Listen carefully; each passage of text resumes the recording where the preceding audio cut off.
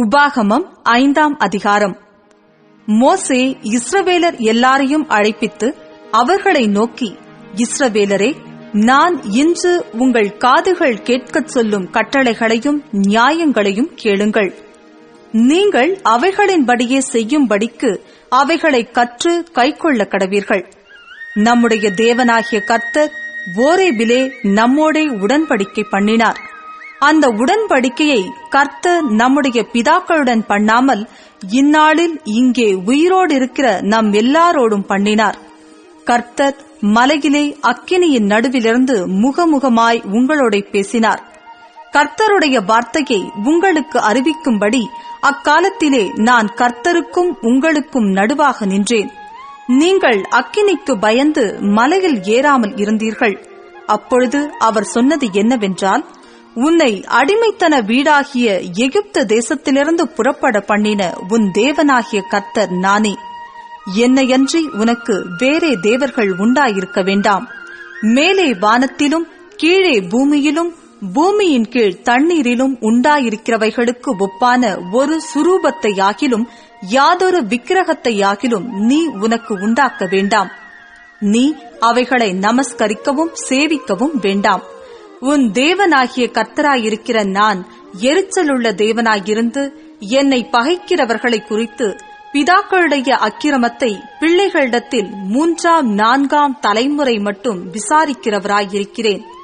என்னிடத்தில் அன்பு கூர்ந்து என் கற்பனைகளை கைக்கொள்ளுகிறவர்களுக்கோ 1000 தலைமுறை மட்டும் இரக்கம் செய்கிறவராயிருக்கிறேன்.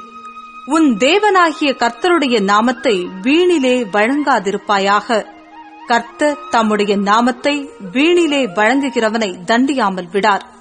உன் தேவனாகிய கர்த்தர் உனக்கு கட்டளையிட்டபடியே ஓய்வு நாளை பரிசுத்தமாய் ஆசரிப்பாயாக. 6 நாளும் நீ வேலை செய்து உன் கிரியைகளை எல்லாம் நடப்பிப்பாயாக. 7ஆம் நாளோ உன் தேவனாகிய கர்த்தருடைய ஓய்வு நாள். அதிலே நீயானாலும் உன் குமாரனானாலும் உன் குமாரத்தியானாலும் உன் வேலைக்காரனானாலும் உன் வேலைக்காரியானாலும் உன் எருதானாலும் உன் கழுதையானாலும் உனக்கு இருக்கிற மற்றெந்த மிருக ஜீவனானாலும் உன் வாசல்களில் இருக்கிற அந்நியனானாலும் யாதொரு வேலையும் செய்ய வேண்டாம். நீ இளைப்பாறுவது போல உன் வேலைக்காரனும் உன் வேலைக்காரியும் இளைப்பாற வேண்டும். நீ எகிப்து தேசத்தில் அடிமையாயிருந்தாய் என்றும் உன் தேவனாகிய கர்த்தர் உன்னை அவ்விடத்திலிருந்து வல்லமையுள்ள கரத்தினாலும் ஓங்கிய புயத்தினாலும் புறப்பட பண்ணினார் என்றும் நினைப்பாயாக. ஆகையால் ஓய்வு நாளை ஆசரிக்க உன் தேவனாகிய கர்த்தர் உனக்கு கட்டளையிட்டார். உன் தேவனாகிய கர்த்தர் உனக்கு கொடுக்கிற தேசத்திலே உன் நாட்கள் நீடித்திருப்பதற்கும் நீ நன்றாயிருப்பதற்கும் உன் தேவனாகிய கர்த்தர் உனக்கு கட்டளையிட்டபடியே உன் தகப்பனையும் உன் தாயையும் கனம் பண்ணுவாயாக. கொலை செய்யாதிருப்பாயாக. விபசாரம் செய்யாதிருப்பாயாக. களவு செய்யாதிருப்பாயாக. பிறனுக்கு விரோதமாக பொய் சாட்சி சொல்லாதிருப்பாயாக. பிறனுடைய மனைவியை இச்சியாதிருப்பாயாக. பிறனுடைய வீட்டையும் அவனுடைய நிலத்தையும் அவனுடைய வேலைக்காரனையும் அவனுடைய வேலைக்காரியையும் அவனுடைய எருதையும் அவனுடைய கழுதையையும் பின்னும் பிறனுக்குள்ள யாதொன்றையும் இச்சியாதிருப்பாயாக என்றார். இந்த வார்த்தைகளை கர்த்தர் மலையிலே அக்கினியிலும் மேகத்திலும் காரிருளிலும் இருந்து உங்கள் சபையார் எல்லாரோடும் மகா சத்தத்துடனே சொன்னார். அவைகளோடு ஒன்றும் கூட்டாமல் அவைகளை 2 கற்பலகைகளில் எழுதி என்னிடத்தில் கொடுத்தார். மலை அக்கினியாய் எரிகையில் இருளின் நடுவிலிருந்து உண்டான சத்தத்தை நீங்கள் கேட்டபோது கோத்திர தலைவரும் மூப்பருமாகிய நீங்கள் எல்லாரும் என்னிடத்தில் வந்து, இதோ நம்முடைய தேவனாகிய கர்த்தர் நமக்கு தம்முடைய மகிமையையும் தம்முடைய மகத்துவத்தையும் காண்பித்தார். அக்கினியின் நடுவிலிருந்து உண்டான அவருடைய சத்தத்தையும் கேட்டோம். தேவன் மனுஷனோடே பேசியும் அவன் உயிரோடிருக்கிறதை இந்நாளிலே கண்டோம். இப்பொழுது நாங்கள் சாவானேன்? இந்த பெரிய அக்கினி எங்களை பட்சிக்குமே. நாங்கள் இன்னும் நம்முடைய தேவனாகிய கர்த்தரின் சத்தத்தை கேட்போமாகில் சாவோம்.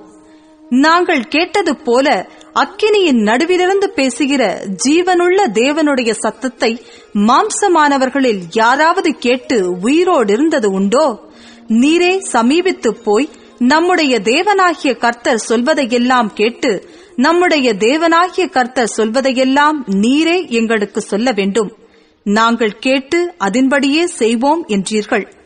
நீங்கள் என்னோடே பேசுகையில் கர்த்தர் உங்கள் வார்த்தைகளை கேட்டு, கர்த்தர் என்னை நோக்கி, இந்த ஜனங்கள் உன்னோடே சொன்ன வார்த்தைகளை கேட்டேன், அவர்கள் சொன்னது எல்லாம் நன்றாய் சொன்னார்கள், அவர்களும் அவர்கள் பிள்ளைகளும் என்றென்றைக்கும் நன்றாயிருக்கும்படி அவர்கள் எந்நாளும் எனக்கு பயந்து என் கற்பனைகளை எல்லாம் கைக்கொள்வதற்கேற்ற இருதயம் அவர்களுக்கு இருந்தால் நலமாயிருக்கும்.